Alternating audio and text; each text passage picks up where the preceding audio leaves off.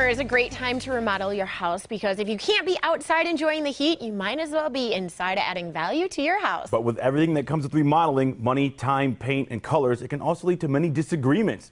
Kat Roby joins us now to give us some tips for staying cool, calm, and collected in the heat of the moment. Kat, how are you? That's the challenge. I know. Sounds like it. The calm and collected part. I mean, the cool might be easier, but yeah, this is a big topic. It is. Really stressful to change your house. And I don't think you walk into this process thinking about the amount of fights that it can actually cause. Because it's really exciting. It is, and you're like super excited to see the outcome, but it can be a very stressful time. Yeah, I think one of the biggest things is people don't understand what goes into the process they think they're going to do. We're going to just redo the kitchen. Right. That's massive. Or even if it's just picking a paint color for the bedroom. You know, like these are things that you have to agree on. That's another key. So being able to come to some sort of agreement and work together and be happy with the results, that's a big deal. And oftentimes it brings up other issues. Well, I guess we'll talk about that.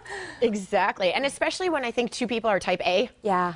And it's like, it's my way or the highway. No, it's my way or the highway. And you have such vastly different ideas. Yeah. Well, and think about the other thing, too, is these projects can be so big that you're then displaced, like in some way. Maybe it's just a bathroom remodel, but you don't have access to that bathroom for a while. Or, you know, you're in a hurry one day for work and you don't have all your stuff together. And so it's like just this added layer of things aren't in my regular routine, which can in itself be really stressful. So again, not a big deal, but even when you're just painting and moving furniture around, it can put you out of sorts a little bit. Because some of these decisions, it's not like we're going to decide what cereal to have for breakfast. This is, we're going to see, you mentioned the paint in the bedroom every day. Right. I wake up, there it is. I go to bed, there it is. So Yes. it's important.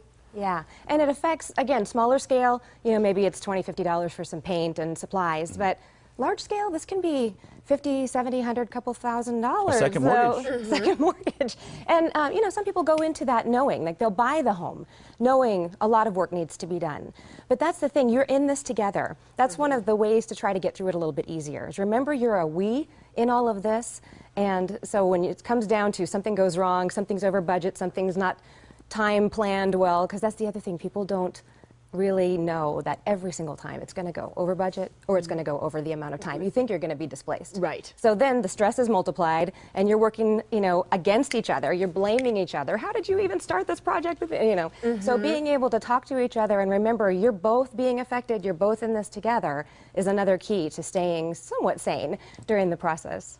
So what tips do you have for, okay, let's go all the way back to the beginning because male and females do things very differently. No. Especially in my house right now, I like to see all of my options. So things take me a little bit longer. I mean, even just picking out paint colors, I like to tape things up. I like to see it in the day. I like to see it at night. Right. Where Greg is like, I like that gray. Let's move on. Yeah, like let's move on. So how like even just at the beginning when I take a lot longer because I like to see all my options and he's like, all right, let's go, let's move on. How do you even begin right there? Yeah.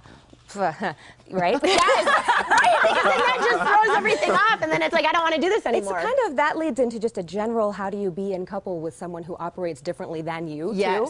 So, you know, obviously there's going to be, hopefully, I shouldn't say obviously, hopefully, there's a step toward each other and understanding that, yeah, I'm a little bit more cut and dried. I'm going to be happy with most everything you choose.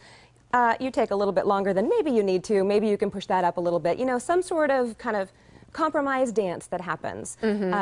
But the most important thing, especially with this topic, is do your planning. Do your research. Know exactly what you're getting into before you spend any money. Because you might be doing things thinking that you understand the process, that then you have to undo something to do another piece of it because you didn't understand. A lot of times I often say, at least consult with a designer so that you know what the process should look like, even if it's just an hourly consultation to see, well, do I really know what I'm about to get into, even if I'm going to do some of the work myself? You know, so to answer your question, recognize who you married. Number one. You chose the person that you chose for some reason, so maybe find a way to appreciate that fact about them, you know? For me, I know I'm very different than how my husband operates, but I really do try to notice and appreciate what that does for me. Right. He grounds me. I'm a little wow sometimes. But I can appreciate that now rather than seeing that as a restriction. And hopefully with this process, that would be a similar situation. Again, too, with the planning and understanding all the things that you're getting involved in, there's going to be people that you might have to talk to or work with along the way that might be Right. doing the work. You know, decide how you want to communicate with them. Understand that maybe not everybody works in an ethical manner. Maybe people are going to make mistakes. We had a renovation. They walked away from the job. Oh. Thankfully, we hadn't completely paid for it yet. So things happen, and you really, really need to plan for everything and then some. Excuse me. So being aware of that, I think, is really important. And again, kind of operating as a team, understanding what your limits are. You know, a lot of times there's things that you can do. DIY stuff, you know. I'm going to do this plumbing, I'm going to do this part of the painting, or whatever the case may be. Just know your limits. Right. You know, a lot of times people have done projects thinking that they have enough expertise that then causes more damage and more money. And there's another stressor, right? I mean, not only are you out of time, so to speak, in your routine, you're also spending money. And if there's a mistake or an overage somewhere, or somewhere where you don't agree and it's time to do it, you're going to have to strike, and something's going to get overpaid. Or so there's just really a lot to consider. You cannot plan enough. Right. Yeah. I like that. Well, we'll end right there, just because it's like stressing me out, and I'm not even in this situation right now. I'm like, why am I getting so hot right now? And oddly, I'm not stressed out at all. Look at this. And there you have it. There it is. The females and the males. What can we say? Kat, thank you so much for Thank you, joining Kat. us Happy Fourth. today. And happy Happy Fourth New Year. to you as well. Such great information.